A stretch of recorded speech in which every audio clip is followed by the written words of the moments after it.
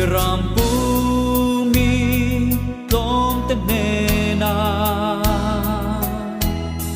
chandam tu pian tu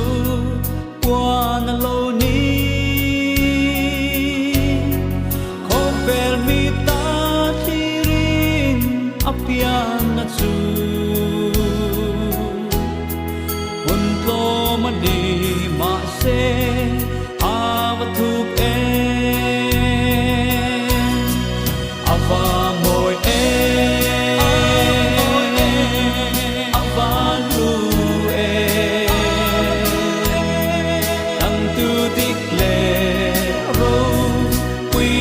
Yam ta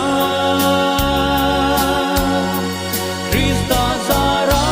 kan van nei na thu hi ipuang ang ko vel zong tru chwa ki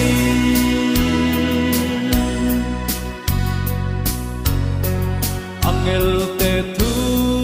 ken chu amoye leya rem len se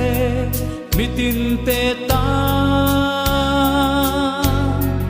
hey ba du sak na ren a thei lo Krista pian chan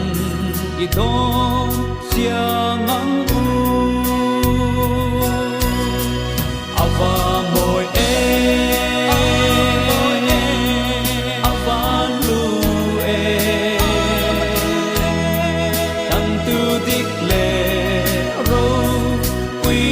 Yam ta Krista zara kan van nei na thu hi ipuang ang ko vel zong tru chwa ki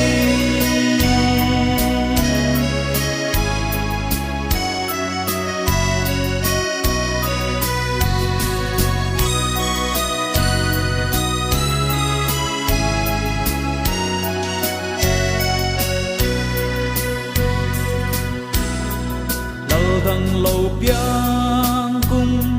lunan ôm lâu ăn rau quy na zong lâu bet parang ma se kan la Krista lâu biang chu tatwanin a vul